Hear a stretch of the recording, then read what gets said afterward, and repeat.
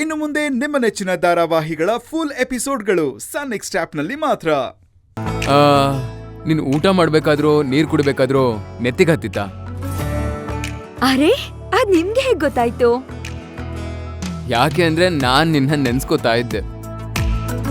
ಓ, ಏನೋ ಟೀನೇಜ್ ಹುಡುಗನ್ ತರ ಮಾತಾಡ್ತಾ ಇದ್ದೀರಾ? ಪ್ರೇಮಿಗಳಿಗೆ ಯಾವತ್ತೂ ವಯಸ್ಸಾಗಲ್ಲ. ಪ್ರೀತಿ ಮಾಡ್ಬೇಕಾದ್ರೆ ಯಾವ ವಯಸ್ಸಿರುತ್ತೋ ಸಾಯೋವರೆಗೂ ಅದೇ ವಯಸ್ಸಲ್ಲೇ ಇರ್ತಾರೆ. ಓ, ಮೇಷ್ಟಿವತ್ ಯಾಕೋ ತುಂಬಾ ರೊಮ್ಯಾಂಟಿಕ್ ಮೂಡಲ್ ಇದ್ದಂಗಿದೆ.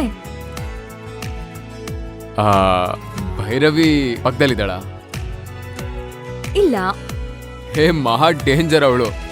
ನಾನೊಬ್ನೇ ಇದ್ದಾಗ ನೀನ್ ಹೇಗ್ ಮಾತಾಡ್ತೀಯ, ಹೇಗ್ ಕೋಪ ಮಾಡ್ಕೋತೀಯ ಅಂತ ನಿಂತರ್ನ ಆಕ್ಟ್ ಮಾಡಿ ಗೇಲಿ ಮಾಡ್ತಾಳೆ.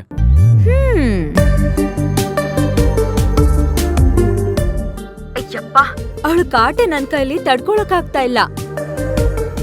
ಅವಾಗ್ಲೇ ನನ್ನ ಹತ್ರ ಬಂದ್ಬಿಟ್ಟು ಚಂದ್ರನ್ ಮೇಲ್ ನಿಂತ್ಕೊಂಡು ಉಗಿದ್ರೆ ಎಂಜಲು ಭೂಮಿ ಮೇಲ್ ಬಂದ್ ಬೀಳುತ್ತಾ ಅಂತ ಕೇಳ್ತಾಳೆ. ಅದಾದ್ಮೇಲೆ ನಮ್ ಕನ್ಯಾಕ್ ಮೂಗಿನ್ ಮೇಲಿದೆ, ಮೂಗಿನ್ ಕೆಳಗಡೆ ಇದ್ದಿದ್ರೆ ಏನಾಗ್ತಿತ್ತು ಅಂತ ಕೇಳ್ತಾಳೆ.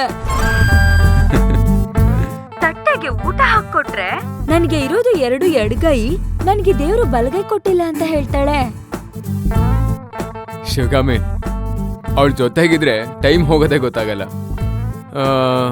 ಭೈರವಿ ತರನೇ ಇನ್ನೊಂದ್ ಜೆರಾಕ್ಸ್ ತೆಗಿಬೇಕಾಗಿತ್ತಲ್ಲ. ಹಾ, ಹೋಗಿದ್ ಕೆಲ್ಸ ಏನಾಯ್ತು?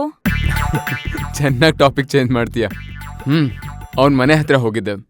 ಮನೆ ಒಳಗಡೆ ನಿಂತ್ಕೊಂಡು ಇಲ್ಲ ಅಂತ ಹೇಳಿಸ್ತಿದ್ದಾನೆ. ಅದಕ್ಕೆ ಹೇಳಿ ಬಂದಿದ್ದೀನಿ, ರಾತ್ರಿವರೆಗೂ ಟೈಮ್ ಕೊಟ್ಟಿದ್ದೀನಿ, ಅಮೌಂಟ್ನ ಸೆಟಲ್ ಮಾಡ್ಬೇಕು, ಇಲ್ಲ ಅಂದ್ರೆ ಹುಡುಗರ್ನ ಕರೆಸಿ ಎತ್ತಾಕೊಂಡ್ ಬರ್ತೀನಿ ಅಂತ ಹೇಳಿದೀನಿ.